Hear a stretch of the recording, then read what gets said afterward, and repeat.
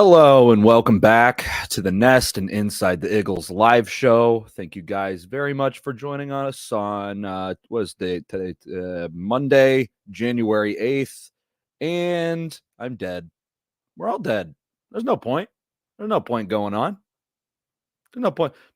Call your loved ones and tell them you don't care anymore because everything that you love ends up just disappointing you. That's where we are. We're back here. We had faith. 36 days ago, or was it 37 days ago, the Eagles were 10-1 with a MVP caliber quarterback. And since then, they won one game. They won one goddamn game. One. I don't know. I'm confused. I think everybody's confused. We saw week 13 and week 14 happen, and then the Eagles said, you know what, Sean Desai, you're out of here. Let's get Matt Patricia in. He'll fix everything. That didn't happen. That didn't happen at all. He made it worse. If anything, I've been on the record saying I think that them getting rid of Matt Patricia is going, or not Matt Patricia, them demoting Sean Desai is going to ruin Sean Desai's career as a defensive coordinator, or defensive coach of anything. I think I'm wrong. If anything, this has shown that Sean Desai is better than Matt Patricia. Yeah, Sean Desai's defense was ass in every single way. It was ass. It was very, very terrible. But somehow Matt Patricia came in here and used the tools that Sean Desai gave him, and it turned, I don't know, everything worse. If you love a defensive game where your most talented player on that side of the ball drops into coverage, buddy, have I got the defense for you? Have I got the defense for you? We thought last week with the Cardinals, with Hassan Reddick dropping into coverage, what was it, 9-10 times? We thought, man, that's too much. We can't have that happen anymore. And then the first play of the game, we get Hassan Reddick dropping into coverage. It's dumb. It's dumb. It's stupid. And then somehow in this year of our Lord 2024, with this pathetic Eagles team, they're 3-point favorites against a professional football team in the playoffs. And it's mind-boggling. It's mind-boggling. Am I dumb? I'm dumb. We're all dumb. But are the odds makers dumber than that? What are they seeing? How do the people who make a living and built an entire city on gambling, how do those people have more hope in this team than us? What do they see? What do they see that I don't see? I always thought I saw things that other people don't see. They see things I don't see, and I don't get it. I don't. What could there possibly be? Are they the kind of people that are like, oh, this team is playing possum? And that was somebody, was it like one of the Acho brothers, whatever that idiot's name is? It's like, oh, Eagles are playing possum. Is that what they're thinking? That's stupid. We had Dallas Goedert after the game yesterday at his locker. He's like, I think that we're just coasting right now. I think that we just started coasting once we made the once we clinched a playoff berth. Buddy, that's what you think? My friend, Dallas. Buddy, that's not it. This team just stinks, guy. Come on. How? And I understand there's going to be positive guys in the locker room, and that's great. That's what Brandon Graham's there. Well, he's not there specifically for that, but that's one of the great things about Brandon Graham is that he's positive all the time, always positive. But damn it, it's worn thin, man. I don't know. I'm broken. Kyle says we all see the same same flaws in our play calling on both sides of the ball, buddy. It's bad. It is. It's terrible. Brandon Pockris is going to join me. I scheduled this show for an hour earlier than we normally do because we got the national championship is going to be on. At some reason, it's like a 7:30 kickoff. What the hell is that? So yeah, we're doing this a little bit earlier. So it's going to be me for a minute, but Brandon will pop on. I don't know. A few things happened today. It's Black Monday with coaches getting fired. Two most notable ones. The one that's more important to us is what's his name? Ron Rivera got fired. That's bad. I wrote a thing. It'll be up on the website probably tomorrow about that. You want bad coaches in your division. And Ron Rivera, by all accounts, is a bad coach. Jake, I'm Jake. Kyle, I'm doing good. Well, I'm not doing good. I'm doing just about as fine as I can. But Ron Rivera, we want him to be a coach in the NFC East. Ever since, okay, listen, by all accounts, Dan Snyder, total dirtbag, human being, just a garbage person, just a pail of human filth, and somehow a better well, not somehow, the stakes are awful low there, the bar is awful low there, but he was a bad owner, and they changed the owners. They have a boatload of money. They have a boatload of money, because that's the thing with hiring coaches, is it's not part of the salary cap. The owners pay the coaches, and they're going to have an absolute shit ton of money to pay any head coach that they want to pay, and it's going to be a very very very coveted spot, because not only that, they got a second round pick now too. They got the second overall pick. The Commanders do. So they're going to have a bright shiny new coach with stars in his eyes. They got a new ownership group. They got a new front office. Everybody's going to be feeling good about themselves. They're going to have a Drake May, or maybe they trade up for a Caleb Williams. This Commanders team, I am not excited about this. I'm not excited about that. That's a bummer. The Arthur Smith thing, him getting fired, is very funny, especially since it happened about 12 hours after he threw a hissy fit on the 50-yard line. I really enjoyed that. I'm pretty sure everybody enjoyed that. That was good.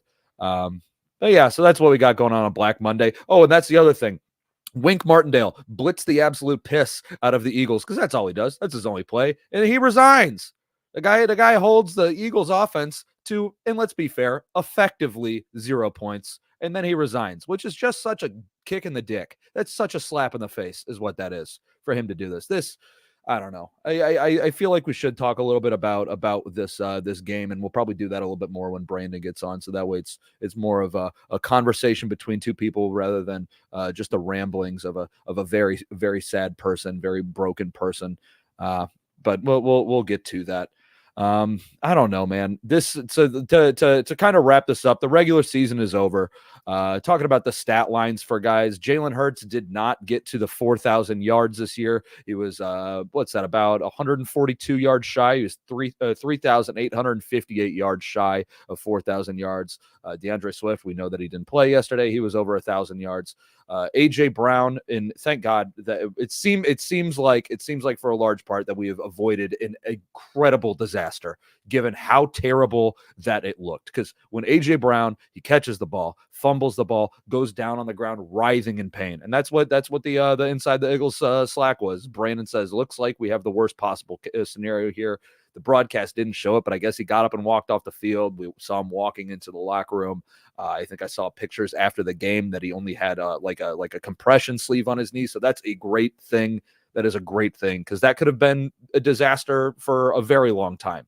One thing that is going to be a disaster for a very long time is Sidney Brown. Everybody knows I'm a huge Sidney Brown guy. I love Sidney Brown. Sidney Brown out with an ACL, effectively ending this season and then probably next season as well. I mean, I'm an ACL survivor myself. It sucks, dude. I mean, he's younger and he's a world-class athlete, and I'm just some shithead. But he's going to be out, because what this means is he's not going to get a training camp next year. He's not going to play at all during the season. He's going to get his first shot back in the NFL in January next year. So that, I mean, it's not good. It's not. Did the ACL, buddy? The ACL hurts like a bitch. The ACL, tearing your ACL is not good. It's very not fun, especially doing it at the age of 30. Don't do that. If you're looking to dance your little heart out at a wedding, make sure that you stretch beforehand, or else you tear your ACL. It's not fun. But yeah, Sidney Brown is out. That sucks, man. He was growing. I think we all kind of saw him growing through the season. Yeah, at the beginning of the season, and even in the preseason, he was like just shoot, don't aim, just start blasting away. That's the kind of guy he was. He always played downhill, and he's a lot of fun to watch. A guy with, and again, it's probably part of his flow. His flow hanging out of the back of the helmet. That's a lot of fun to watch. And the guy was just incredibly physical. All he wanted to do was just run through people and just smash people to death. That's all he wanted. And he's gone, and that sucks. And it puts a big hurt on everything else going, like, especially talking about draft and getting people in the off season and in free agency, because you have Sidney Brown coming back. You don't know, he was drafted in the round. He's an incredibly high draft pick. So who knows what's going to end up happening. when it comes time to allocating resources to the defensive backs and to the safeties, knowing that he can come back, but you don't want to draft another young guy. I don't know, man. It just sucks. Brandon, give me a thumbs up whenever you're ready to come in. Okay, I'm going to bring Brandon in right now. Brandon, how are you doing? Pretty good. Not the best past game for this team. If we want to just numb it down to the nuts and bolts of it, and whatever the line is, it probably should be smaller in terms of the spread. 3 points. It went up. It went up. Yeah. It went up. It started at Eagles -2.5, went down to Eagles -1.5, went back up to 3. And like my thought, I said this at the beginning, like my thought is like, how do the people who built an entire city on gambling, how do those people have more faith in this team than we do? Like what do they see that we don't see, man? It has. I mean, we're gonna probably jump around a lot, just the nature of the show today. It has to be a lack of faith in Tampa. Like, I mean, that's what it comes down to. It's like, I guess Philadelphia has the championship pedigree, whatever you want to call it. I highly disagree, considering the last 6 games we've watched. Tampa's been. It's like I just don't think, even with the Eagles' struggles, Vegas themselves is going to put an NFC South title winner over a team that was in the Super Bowl last year. Like, just off principle, I don't think they're going to do that. Now, if we really want to analyze this game, I think max Eagles 1.5 point favorites. Max. Maybe 2. But like what? So let me look at it real quick. But I believe the Buccaneers team total is 30. Is that implied point total? So the okay, no, it's 21.5. The total points, the over under for the total points for the Tampa Bay Buccaneers is 21.5 points. But brother, okay, in what world are we thinking that a team is going to score less than 28 points on this Eagles defense? You're basically hoping for a Baker Mayfield implosion, and I don't think you're getting that. No, unless I don't think you're getting about that. His legs actually falling off his body or whatever he hurt yesterday. Yeah, I don't know. Unless you're getting Kyle Trask in this game, I don't see it happening. Yeah, this is mind-boggling to me. I don't know what. How much of that game did you watch yesterday? Did you watch the whole thing? I watched basically the entire first half and then sporadic parts of the second half. So it's like, I think where I'm at is, I'm just this season to me is over. Oh, right? It's been over. Right. But that game where you sit some starters, but the majority of your starters are still playing, and you get run off the field, not down 2 scores, not, you get run off the field in the first half by the Giants. By the Giants, man. By the Tommy DeVito, Tyrod Taylor tag team New York Giants.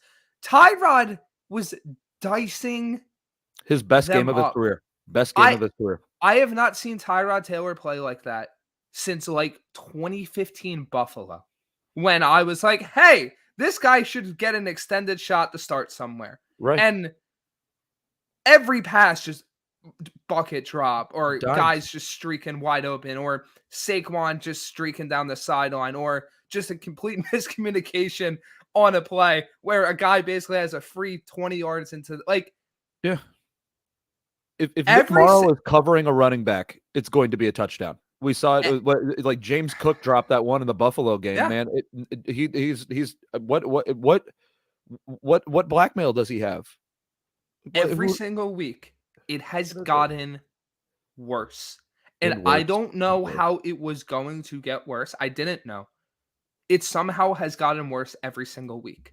And mind you, the past 3 teams after the Seahawks that you played were the Giants, the Cardinals, and the Giants again. You are playing a team with arguably one of the best wide receivers of this generation. A team with Chris Godwin. Trey Palmer's really good too. Who is covering the Tampa Bay but this goes to your point. Who is covering the Tampa Bay wide receivers? No, this is going to be the Mike Evans generational game. Like I can't remember how he did in their Super Bowl, but this is going to be him. Is he on a 1-year contract with them right now? I can't remember. He's a free agent after the season. He's a free agent. He's going to make a shitload of money in the offseason. Man, he's about ready to he's going to go down. He's going to have they might pull him, actually, honestly. They might be like, "You know what, Mike, save your legs for next week." It's going to be bad. Is this the Julio 303 game that he used to put up against Carolina? Is this just the what's the play call for Tampa? Yeah, they just threw it to Mike Evans 15 times, and he kind of took care of the rest. There's no reason for it to think otherwise, man. There's nothing on this defense that has any hope, any semblance of cohesion. Mind you, Rachaad White, like I'm not sure how. Well, no, I'm not sure how invested you are in fantasy. People call him like Diet McCaffrey. They love this guy in the passing game, and he's getting better and better in the run. Is Zach Cunningham stopping Rachaad White as a route runner? Is Shaq Leonard, Quicksand Leonard stopping him? Like, every single part of this Tampa Bay offense, the Eagles do not have an answer. And the answer usually would be their defensive line. Here's the problem. Tampa Bay has a pretty good offensive line, all things considered. Not sure what the injuries look like yet. That'll happen as we move forward into the week. But it's like, look, man, they got smoked by the Giants. I have no confidence in them. And the Cardinals. Just can't discount it. And the Cardinals. I'm sorry. And I'm usually not the pessimistic, the sky's falling, everything sucks person. That is not my personality. What world is the Eagles defense stopping a competent offense? Tell me, please. Like anybody in the chat, how are they stopping a competent offense? It doesn't even have to be a competent offense is the thing. They can't stop a bad one. That's the thing. But that's the point. That's the point. You can't stop Drew Lock. They couldn't stop Drew Lock. They couldn't stop Drew Lock. What are we doing? Everything sucks. Everything's bad. I am an everything sucks person. And you want to know what the worst part is? It's not just the defense anymore, man. No. It's not. And we've exhausted all the talking points about the defense, what they need to do, how they could. Like you said, like 2 weeks ago, and I'm on board with you with this now. Defense is a lost cause. Oh, it's gone. It's just, well, you got to deal with having probably the worst defense in football over the past, 6 weeks, basically, right? Something along those lines. The offense is cratered. And now Jalen, if he was healthy, is back to being banged up. And now A.J. Brown is banged up, on top of Devonta Smith being banged up, on top of half your damn offensive line being banged up. Yeah, Cam Jurgens' eyeball. What the hell? Kelsey left the game. Jurgens left the game. Dickerson left the game. They pulled the starters after the Xavier McKinney interception, which... Yeah, Jalen Hurts. All right, hey Nick, I'm going back in the game after he gets his hand absolutely mangled. That drive lasted 3 plays because it had an interception. Like, what are we doing? What I didn't get. Okay, the Giants did this thing. All right, so you know how they have their defensive linemen. They have those guys, but then they had a linebacker also come up. Oh, a blitz. A blitz. So I've never heard that word. You've never heard of it? Yeah, I've never heard of that word before in my entire life. What is that? Describe that to me. How do you block that? Is there a way to? I think it's like you either keep a running back in, you keep an extra tight end in. Maybe I think it's called a max protect.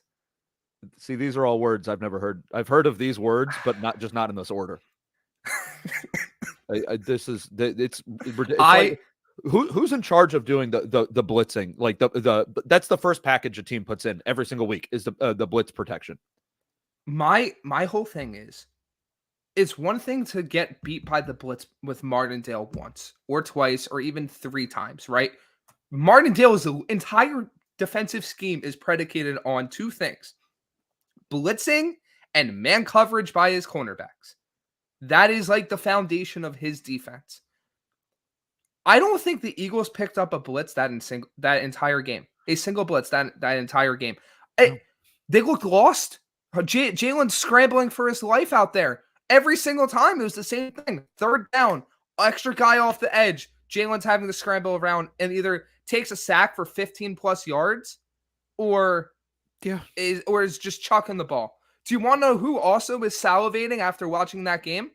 I don't know. Maybe one of the better defensive coaches in the league, and Todd Bowles, who blitzes the third most.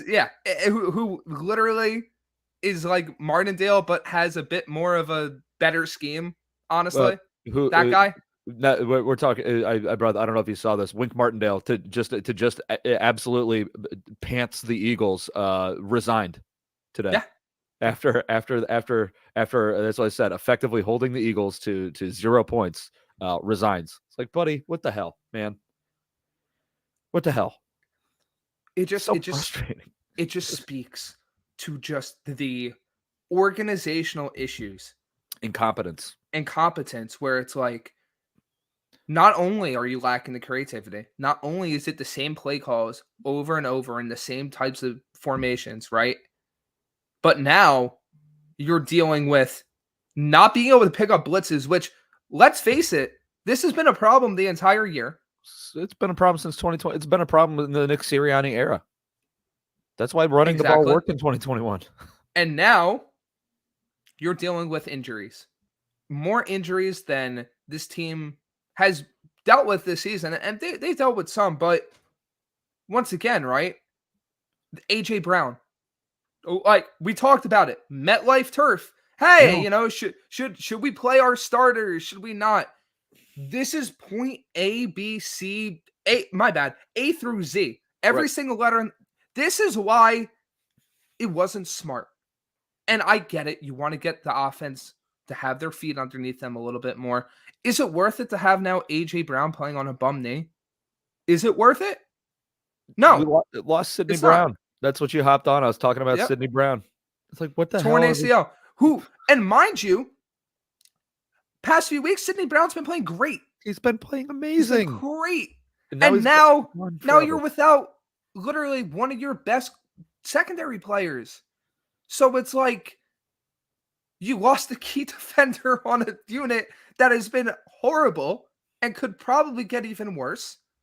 You lose your best wide receiver after losing the previous guy in the prior week because you called him lead blocking on a screen on 3rd and basically 30. Why? I think that's like the entire thing for me. Why? And everything just branches off. Why X, Y, and Z? Why A, B, C? Just why? There is no rhyme or reason with so much of what is going on right now. And I told you where I sat prior to this game. The Eagles would be crazy not to have Sirianni on the hot seat already. Oh yeah. I took notes during the game on my iPad. And it ended up turning more into a manifesto of sorts. That's a dangerous word. Yeah, no, but it's right. It's the most accurate probably one. Right. Yeah. I'm not going to say death threats, but there's not really a more accurate word than death threats. Gotcha. Yep. Yeah. I'm not going to read them. I'm not going to read them, but after Jalen got his finger dislocated, which happened after the AJ thing, not going to bring it up. I was watching with my dad and I saw that play. I'm like, he broke his finger, and luckily he did. But I'm like, he broke his finger, and all of a sudden, all the thoughts in your head, it's like, oh, Marcus Mariota playing in Tampa Bay on Wild Card Weekend. Yeah, that's what this staff deserves. Yeah. Yep, that's what they deserve. And then Mariota comes in and First immediately. play. First play. First play. Like, why is Tanner McKee not in? Do something. Try to develop a guy. Call yourself the quarterback factory. Factory it up then. I promise you, I'm not trying to laugh as hard as I am right now. It's just you know when you're just at a loss for words. Yeah, what? I'm broken. And to circle back to the Sirianni thing, right? I'm not saying that he would come here, but you potentially have a guy like Belichick Not a out chance there, in hell. right? But a guy like Vrabel, like, Right. would you love to give Mike Vrabel an interview? I would. I think he'd be great for the city of Philadelphia. Yeah, give me a I think. defensive head coach, not I this think. bullshit. I think Vrabel would fit even better than Sirianni does.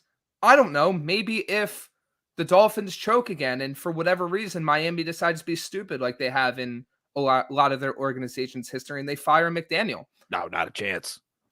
I've seen some crazy things happen, right? Maybe.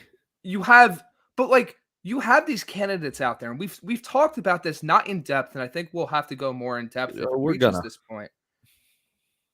You have so many coaches that I feel like could elevate the Eagles past where they are now, and I think the biggest thing for that is the more and more I think about it, I think the Sirianni Eagles might be capped out. I think. My whole thing with Nick Sirianni and with Jalen is that these guys live and breathe. You see, Nick Sirianni doesn't sleep. The guy doesn't. Yeah. The guy looks haggard. Like he looks like a shell. He looks like a divorced dad. Is what he looks like. A divorced dad who it was like, I'm gonna drink Code Red and play Halo 3 in order to relive my childhood for the next month and a half. That's how he looks like that. So my entire thing with it was like the only way that things are gonna like go bad for these guys is if they get burnt out. Jalen's not going to get burnt out. The guy's a psychopathic machine robot. But Sirianni, man, however bad things have been going right now, and it's one thing to be like, you know what, I'm going to take the heat. But for you to just go out and be like, yeah, the blitz protection, that's on me. The defense playing poorly, that's on me. It's like, buddy, you want to get fired. You do not want this job anymore. It is incredibly apparent to me that knowing that all this heat is coming on the flip side of that, today in his press conference, he comes out and he's just tugging off Lurie and Roseman. Like he's just the guy. He's like begging for his job. I don't know. This guy. I'm done with him. I'm done with him. And I've written that with my hands. And I'm done with him, man. You reach a point sometimes with coaching staffs, front office people, where, and you never wish for guys to get fired in most scenarios, right? Oh. But petty and small though. My whole thing is sometimes you just reach the maximum potential that a coaching staff can bring. And sometimes, things start off hot, but then like you said, the burnout happens and it just doesn't work. I think we're getting to a point with the Sirianni staff where it's like things are starting to fall apart, and more so you're seeing a coach that, at least from my perspective, looks like he's just grasping at the straws. Oh, yeah. The Matt Patricia change, if Sirianni is fired, that's your inflection point right there. That's your inflection point right there. That panic decision to take away the defensive play calling from a guy that you hired right this offseason in December, mind you, will be the reason the ship goes down. Because that's how this season's going to be remembered. Right. And you do that, right? But yet the offensive play calling just doesn't change. So you're doing on one side of the ball, but then all of a sudden the offense starts to fall. And then you have players starting to come out. And the leaks that A.J. Brown let a players only meet, like all this stuff that's starting to come out, the pressure is just mounting and mounting and mounting. And it just crumbling. Right. Pressure makes diamonds. It's just turning him into a fucking rotten sack of shit.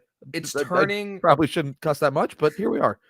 You're seeing a coach that is dealing with this level of adversity for the first time, and you're seeing his response. It's not great, right? You're seeing a coach that doesn't have answers, a coach that made the panic decision or multiple, and you're seeing the results of that.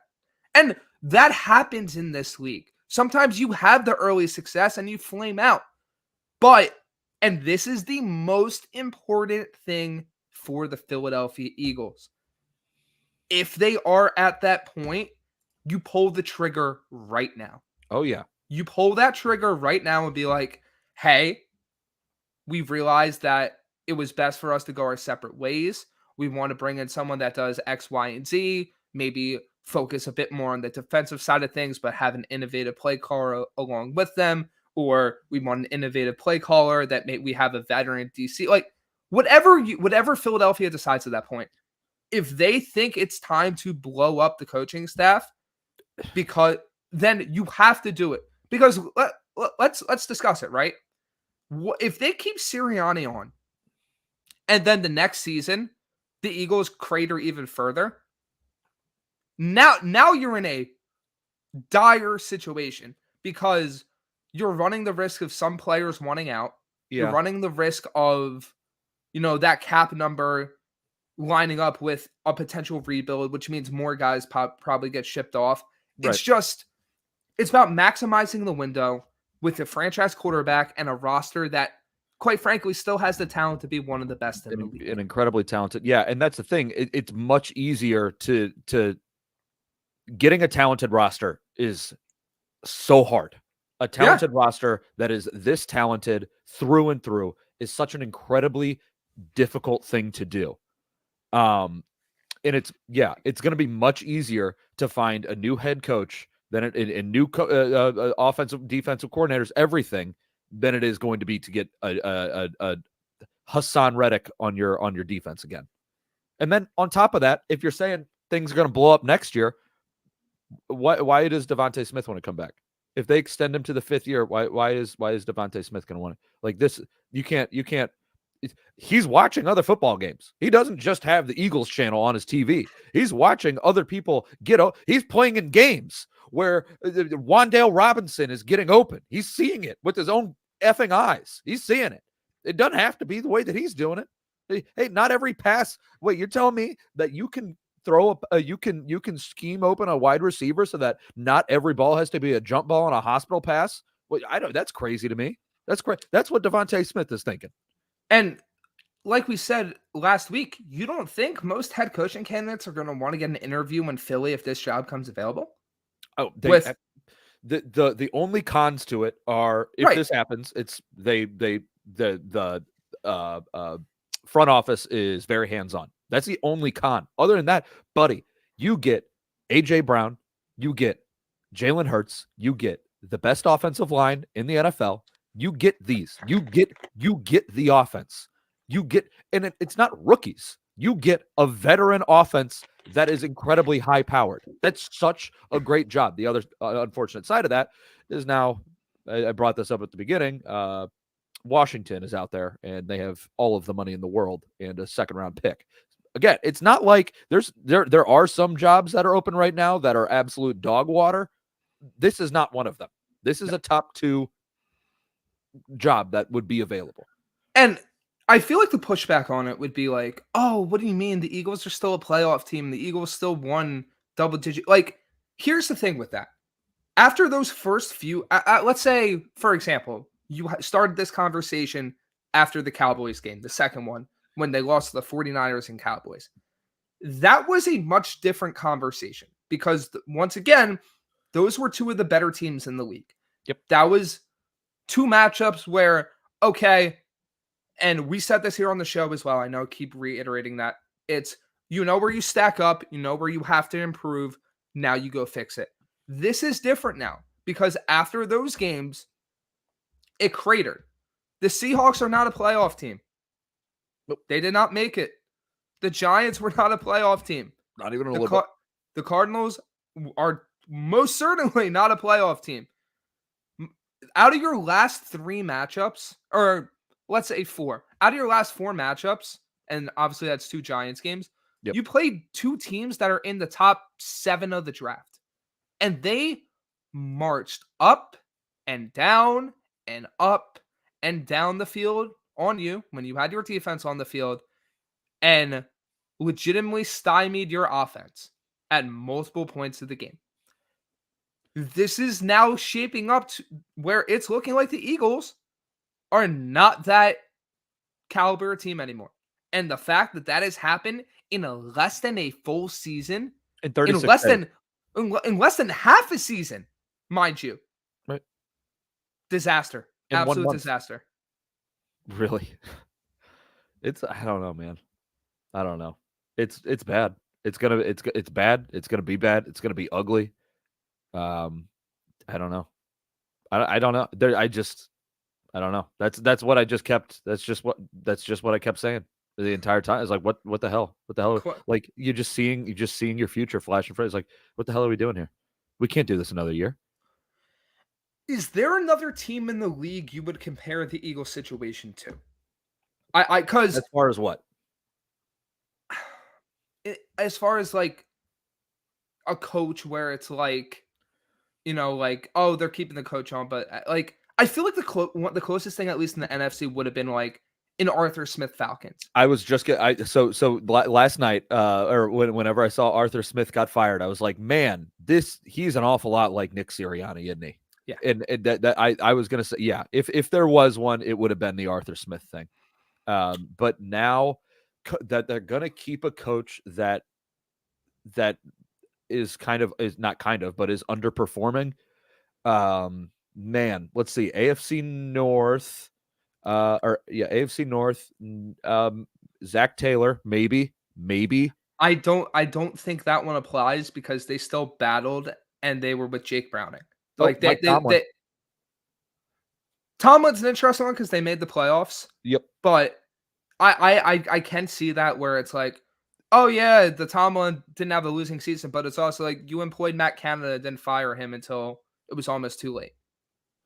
Where it's like it's that balance. Right. AFC East, I would say solid with the Jets simply because you could say Salah or McDermott. McDermott's a dummy. I'd say solid with the Jets in the sense of like he hasn't won anything.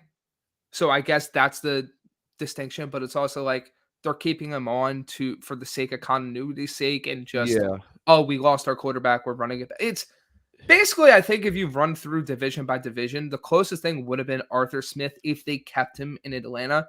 Dennis Allen. Even then, it's not. I just don't think it's the same as the Eagles, where it's like this is a team coming off a Super Bowl appearance, and now we're talking about them potentially firing their head coach.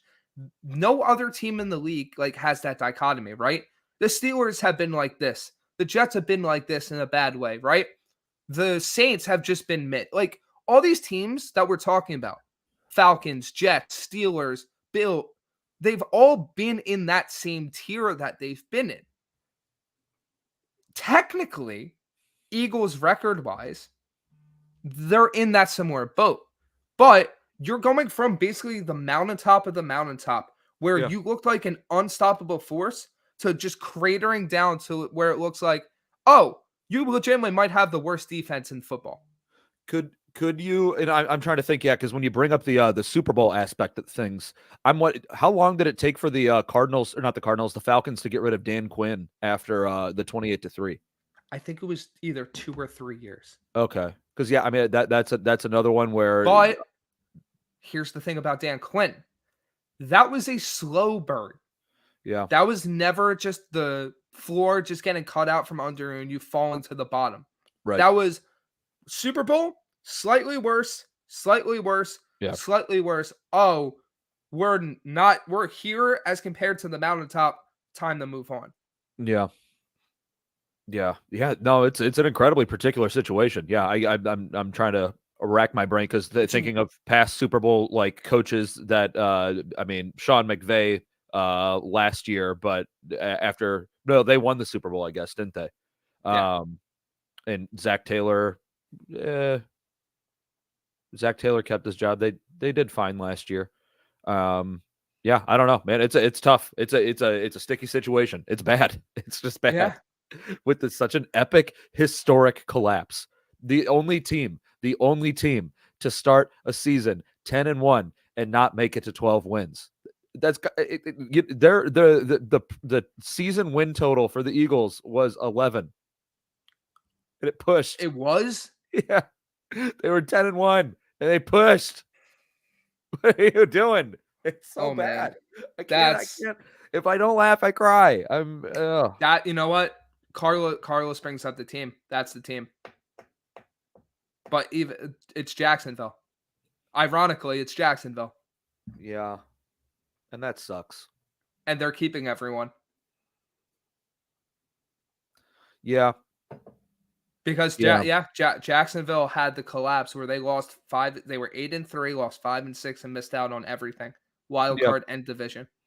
I got my brother-in-law is a Jags guy. And today I got a text from him. He said, at least you didn't have a 99% chance of making the playoffs on 12-13, and then come 1-7, you get eliminated. That's a fun month. So yeah, there might be something about that. Yeah, that's And true. that's crazy. That's crazy because it's Doug.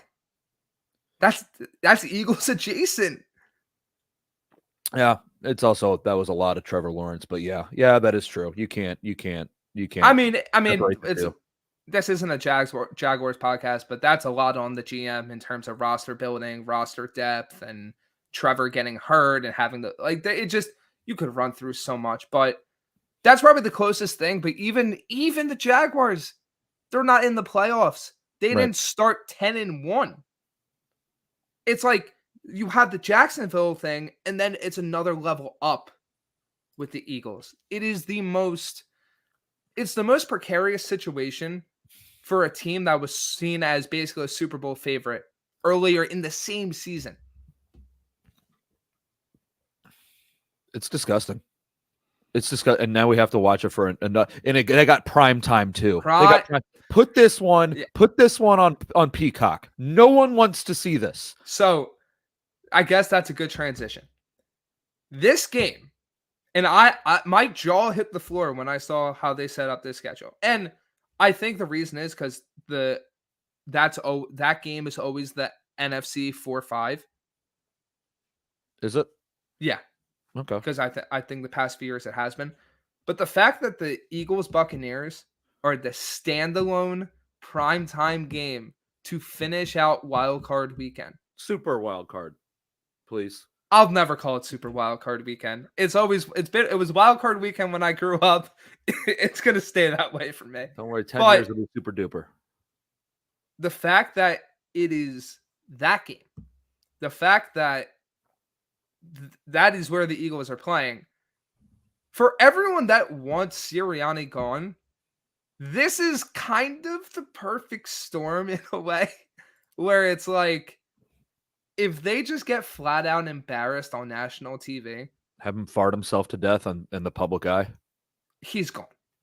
I will sit here right now at 6:45 on January 8th. If the Eagles get absolutely trounced in this game, he's gone. Yeah, and that was the thing. Like when the first inklings of Sirianni might be on the hot seat kind of came up, we're all like, well, yeah, but if he finishes, he's got three cakewalk games going at the end of this. If he loses those, then yeah, he's definitely going to be on the hot seat. And then he loses two of those. Probably should have been 3 in all reality. Should have been 3. Yeah. If he loses 2 of those, we're like, yeah, he's going to be on the hot seat. And then this happens when we're still like, I don't know. He could still stick around. It's like, no, the guy's toast. The guy's done. The guy's killed me. He's killed everybody. Nobody trusts him. Nobody likes him. The guy's actively trying to get fired. He's trying to draw the ire away from everybody else, except, and that's where my mind gets put into a pretzel. All right. The guy is actively trying to get all of the blame put onto him, but then also his decision to switch defensive coordinators. That's the ultimate flame that man. That man put him that guy's a scapegoat. But then every other thing, he's like, yeah, this is all me. This is all me. I'm the garbage pail here. It's like, what? Make up your goddamn mind, dude. Well, this is the problem, right? There are some coaches and, team that I've watched a lot of with the Jets is kind of in a similar vein. Some coaches just will literally not say anything publicly. And here is the issue. When you have coaches like that, because of how things work, when they straight up lie and then do the exact opposite of what they said in that specific press conference, people that understand this kind of thing are like, well, he was never going to say it to the public. Right. The general public looks at this and is like, okay. And we'll go back to the Eagles here. Nick Sirianni said he wasn't changing coordinators. Matt Patricia is now essentially the Eagles defensive coordinator. Yeah. What happened from point A to point B? Most people aren't, and I'm not criticizing anyone. It's just what happens. Most people aren't realizing that middle part where it's like, he was never going to air Sean Desai out to the public. Right. But now it looks bad because it's, so he just went behind everyone's back and last second decided to change coordinators. Those are the type of optics that the media gets a hold of and starts to put out there. And that's what the fan base latches onto. Yep. Now, if we add on to it, when that specific decision coincides with the Eagles defense falling off a damn cliff, then it becomes an even bigger issue. And then worse than they did before. And then on top of that, when you have no changes to the offensive staff, and he basically confirms no changes, and yet that unit progressively gets worse as well, that is another wrong. So basically, to your point, that type of coaching is great for a locker room. It is great for players, in theory. When stuff like this starts to happen, it turns the fan base on him like that. And that's, but it's, you say it's good for the locker room, but it's also got to be like, not like you, like on a human mind, be like, we're stuck in the mud and this guy's not willing to change the part that keeps the engine going. He's not willing to change the part that gets you the points to win the game. He's like, no. Guys, the offense is great right now. Buddy, brother, what on earth? It's broken beyond all belief. Broken as Jalen's hand. And then that brings up the questions of self-scouting. That brings up the questions of, can you actually rely on this guy to fix what is wrong in the offseason? Or was it all Shane Steichen? Where it's like all those little questions start popping up all over the roster and the coaching staff, where it's like, how can you be relied on to make the necessary changes to get this team back to a level where you're competing with the 49ers, back to a level where you're competing with the Cowboys, right? And I think that's where it's going to come in to be like the Doug thing. When Doug got fired, they sat down with Doug. They're like, what are your plans to fix this? You went 4-11-1. What are your plans to fix this? And Doug did not have the answers for that, and they got rid of Doug. What is Nick's not going to have the answers. Nick's not an answers guy. Nick's my quarterback is Jalen Hurts guy. That's what Nick is. The entire Eagles offense has been, Jalen, be Superman. And you're basically seeing what happens in the NFL when you tell a guy to be Superman. Yeah, he'll make some great plays, but that sure as hell ain't going to be consistent. Right. You can't have an entire season of highlight reels. That's not a sustainable thing. Yeah, it'll happen game or two. Yeah. The last time that we experienced joy was a highlight reel thing when Jalen ran one in Buffalo. Like, that was beautiful. You can't rely on that, Nick. What are you doing? Hey, Jalen, we're not going to there's this foreign thing that Wink Martindale just started doing. There's this crazy thing that he does where he just throws people at you. I don't understand what it is, but he's going to do it to you. We don't have an answer. Jalen, you do you. You be you. Go off, King. And Jalen's like, well, what the hell? And then we see exactly what this is. Blitz, pressure from the left. Jalen rolls out to the right, throws a ball out of bounds. Jalen gets pressure from the right, goes to the left, cuts back, takes a 15-yard sack. Then it's 3rd and 20, and then throw a 5-yard pass to Julio Jones. There's no answers. Nick does not have anything. Nick is done. He's toast. So, I think the last thing for this week, before we do our Friday show or whenever we're doing the show again, right? Yeah. What is your current perspective on the Tampa Bay game, right? Because, in theory, this is a team that the Eagles should be able to beat. But I don't necessarily see it that way right now. Where do you fall with it? So yeah, no, that's right. There was when the Eagles were 10-1 after they beat Buffalo, the thought was the Eagles are going to lose a game, but you can't in your mind say that the Eagles are going to lose this specific game because they just seem to come back. That is switched 180 degrees. It is now the Eagles can't beat a team. They can't. They won't beat a team. And I think that's where I'm at. Like there's nothing that I've seen from this offense that gives me any faith that things will go well against a team that blitzes a lot. There's nothing on this defense, and that's just nothing on this defense, and then period. That's the end of the statement. That's the end of that. There's just nothing. I just don't see this. It's a poetic end to what could potentially be the Nick Sirianni era of losing a playoff game in Tampa Bay and then losing a playoff game in Tampa Bay. I just don't see anything redeeming about this team. I don't know if that answers your question, but like it's just in the grand scheme of things, I think that this is just lose and get the 17th draft pick. It's tough, right? Because at the beginning of the week, I think some people might be able to talk themselves into where it's like, okay, maybe Jalen against let's face it, a Tampa Bay defense and specifically secondary, ironically, that mirrors the Eagles, that isn't that good. Maybe you think, okay, maybe this is the game where Jalen hits a deep bomb to AJ or hits a deep bomb to Devonta, right? Well, we said that the last 2 weeks. Right.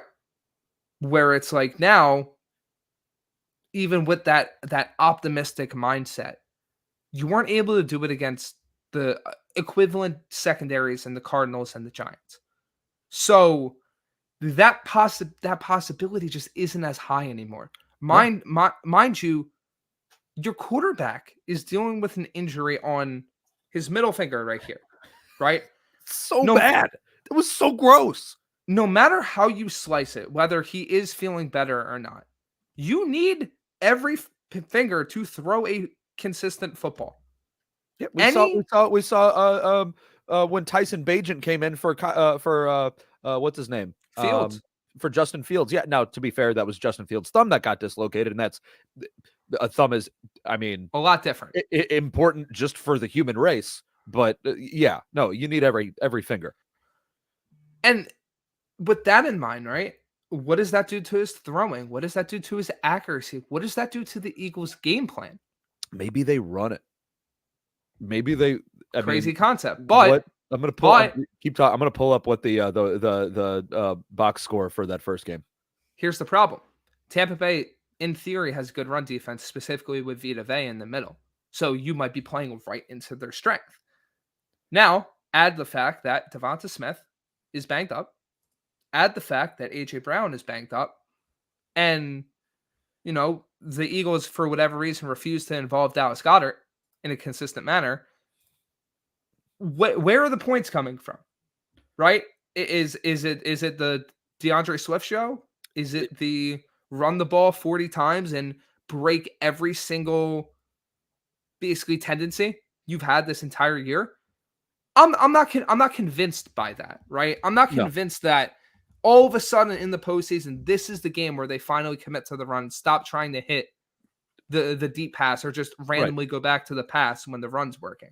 So I'm not confident in the offense just because I need to see what the injury status looks like for the team before I make a consistent, prediction with that. And even then, I'm still not feeling confident. The defense, like we said at the top, what more is there to say, right? Mike Evans is like the new ageless wonder. This is a guy that just basically kicks ass, takes names, no matter who he's playing against. The only hope is that the only hope for them not moving the ball is Mike Evans doesn't catch it, which happens. Yeah, it happens. Baker Mayfield isn't an amazing quarterback. He's a fine quarterback. You want to know what the problem is? Fine quarterbacks have diced up this secondary lately. And with Evans, even if the Eagles don't want, Bradbury on Evans, you still have to worry about Chris Godwin, who has potential to play like one of the best wide receivers in the league. He can kill you from the slot. They have a burner in Trey Palmer. They have a decent tight end in Cade Otton. They have a good receiving back in Rashad White. if Canales, their offensive coordinator, Who's good? who is good, I agree, comes up with a good enough scheme. I'm not even saying he needs to come up with a great scheme. Just good enough, average. Just They're scheme. they're scoring 70. They're scoring 20. I just don't have the confidence right now in any aspect of this Eagles team, no matter how much talent they have, because coaching's a big part of it, and that's where a lot of my issues lie. I just don't have confidence that the Eagles are going to be able to keep up with any sort of scoring. Oh, yeah. And I'm not trying to be a prisoner in the moment. You just got blanked by the Giants and you struggled with the Cardinals. You got your ass kicked for 2 straight weeks. And the Cardinals ass kicking was a generational ass kicking. Remember, one of those touchdowns in the Cardinals game was by Sidney Brown. So take 7 points out of that game from the Eagles defense, and that's the point total you put up against the Cardinals. What was the final score of that game? Was it 35-31 or something bad? Yeah. 35-31, yeah. Yep. Yeah, I'm looking at talking about that DeAndre Swift. That Tampa Bay game was actually like the last time we really saw DeAndre Swift go off. He had 130 yards on 16 carries. So again, going back to they're not going to break tendency. They're not gonna break their tendency. The only thing that could potentially make them force their hand, no pun intended, is Jalen Hurts' hand. Like, if he's not able to gun it the way that he does, and he's absolutely going to be able to. It's Jalen Hurts. He's the toughest guy in the world. The guy. This is nothing to him. He's just going to do whatever kind of mobility things that he has to do on his hand in order to get it limber enough, and it's not going to affect him that much. But in the bizarro, weirdo case that it does, then they'll run the ball. But I just have no faith in that. I have Jalen's toughness mixed with Nick Sirianni's boneheadedness. They've been outspoken about how they live and die by trying to chase big plays. And that's such a stupid thing to do. Again, goes into the make a highlight play. Brother, you can't do that. And that's what this is going to come down to. It's going to be disappointing. They're going to continue to try to do that. They're going to keep going with the same 4 plays that Brian Johnson does, neglect the middle of the field, not run the ball, and they're going to lose this game, and it's going to be by their own fault. And man, if for whatever reason AJ is not 100%, or AJ will play. He's not going to be 100%. But if for whatever reason Jalen gets knocked out of this game, more so than AJ, more so than Devonta, if Jalen gets knocked out of this game, you're gonna look across the country at Philadelphia, and you're just gonna see a white flag slowly getting raised at Lincoln Financial Field, because that's what it'll mean if Mariota has to play in this game. Yeah. No, we saw Marcus Mariota, and it didn't surprise us. It didn't surprise us one bit. Still bad. I will say, decent at scampering. The guy's a scamperer. Can't knock Marcus Mariota for being able to run the ball himself. But also that was a Giants defense that had a borderline 30-point lead. Well, listen, you know what? That's a very good point. Where it's like, oh yeah, we won this game already and our season's over. Well, might as well coast. It's so also, hey, Quez Watkins didn't have a horrible game yesterday. Oh my God, there's a legitimate chance that that if Nick Sirianni doesn't get fired, it's because of that. Because Quez Watkins scored that touchdown. The Eagles end the season with a +5. This Eagles offense, this Eagles team ended the season with a +5, single-digit 5, +5 point differential. It got to that point. It's there. They started that game +22. They're +5. They're the once I just had it up. Is that that's going to be under standings? If I go to league, let's sort it by point differential. The only other team that is in the playoffs with a lower point differential than that is the Pittsburgh Steelers, and they're -20. I think the funniest thing from the game yesterday was that Quez Watkins actually didn't look half bad. I hate it. I hate it. That's kind of the takeaway outside of all the stuff we've really brought up, where it's like, hey, maybe, if they actually involve them a little bit outside of just telling them to run straight, maybe you actually know if you had a long-term number 3. But hey, that's neither here nor there. I had so the beginning of my notes, the first quarter section of it, um, fairly optimistic. Britton Covey's fair catch, symbolic of a big game for him. Tyrod Taylor just lost the game by hurting his thumb via stiff arm. Nope. Yeah, Tyrod Taylor had the best game of his career with a bum hand. He didn't even play the He entire threw for thing. 300 yards, basically. It's disgusting. And yeah, Tommy DeVito came in for like what? Probably about maybe a drive and a half, 2 drives or something like that. Yeah, saw him come in. I was like, maybe there's a hope. Maybe there's a hope that they could come out of this pit. And then it just only got worse and worse. Marlon Tuipulotu and Moro Jomo, they got in on a few things because Fletch sat this game out. So Moro Jomo and Marlon Tuipulotu played. And again, they started the game decently. It went all downhill. And then after that, it's season's done. No more. See you in September. Give me Boston Scott or we riot. A bunch of Sirianni things. This team sucks. Everything is bad. I'm going to kill myself at halftime. No one wants to play. Oh, James Bradbury and the Cunningham, that missed tackle that they had when they both went in and hit each other. Oh my God, it's laughable. How do you see that? And then how do you see that? Like the Matt Patricia defense, not a lot of teams can pull this off, but the Eagles are. They're doing the Three Stooges scheme where everybody just runs into each other. They're communicating until the snap of the ball, and then they all just smash into each other all at once. It's Larry, Moe, and Curly is what I got. That picture, that top picture back there is Larry, Moe, and Curly.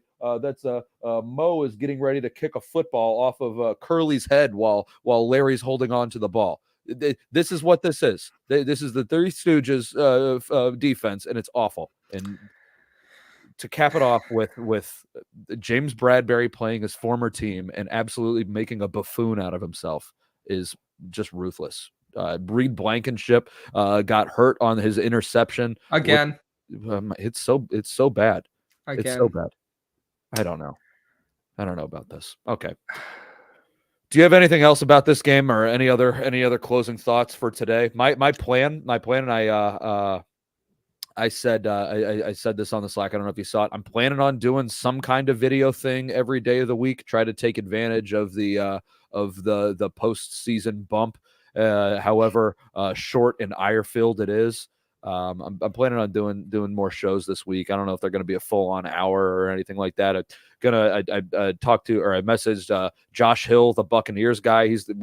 When we were doing the behind enemy lines thing where we interviewed the a guy from Fansided, like on their site. He was the first one that we did, and he was really good. So I plan on having him on at some point this week. Do you have anything else that pertains to this game to wrap up this regular season? I said for the last 3 games I wanted the Eagles to impose their will. That's not them anymore. At least this current iteration, that's not them. They don't have the ability to do so. They don't have a will. You're in a spot now where if they give a damn about Sirianni and they give a damn about him as a coach, just find a way to win. Doesn't have to be pretty. Doesn't have to be just Jalen hitting 4 50-yard, but nope. Just find a way to win. Survive in advance. That's all that the postseason is now. So and bad. Look, basically, if you win, you survive another week. They'll probably get pummeled by Dallas or the Niners. And if you lose, well, going to be a very interesting offseason if that happens this weekend. The other side of things, if we want to shift our attention away from just the Eagles, this postseason is going to be fun. Absolutely. This weekend alone is going to be amazing. We get Tyreek going back to Kansas City in 9-degree weather. That'll be a hoot. We get the Michigan. I see Carlos here says he's in Michigan. He catches hell at work when the Eagles lose. We get Matt Stafford going back to Detroit to. Yes, I'm excited about that one. Oh, what hell? What hell is that? That's cruel. That's cruel. Not. By the way, that's not the Stafford revenge game. That's the Jared Goff revenge game. Exactly. Exactly. Exactly. And that's largely at the hand of Carson Wentz. Because Yep. if the 49ers would have won that game, the Rams would be going to Dallas. So Carson somehow it always comes back to the redheaded wonder. Always comes back to Carson Wentz. I didn't Always. watch much of that game. Did his face look really red in the blue and yellow jerseys? That's Not always really. no, not really. He No, wasn't that not really. flustered. His face No. always just turned super red. It looked really bad when he was wearing the Commander's burgundy and black or whatever the hell it was. Okay. Anyway, I'll be back with you, Brandon, if you want to join. I'll be back at some point tomorrow with you guys throughout the week. Like I said, your Philadelphia Eagles, absolutely not even a limp crawl, like the beginning of Saving Private Ryan, where the guy is trying to gather his guts in on the shores of Normandy. That is what your Philadelphia Eagles are doing as they make their way into the postseason to play the Tampa Bay Buccaneers on Monday Night Football. That's where we're at. That's the reality of the situation. Guys, thank you much for joining us. It has been a very fun regular season hanging out with you guys. That is Brandon Pockris. My name's Jake Beckman. Have a good week and go Birds, baby.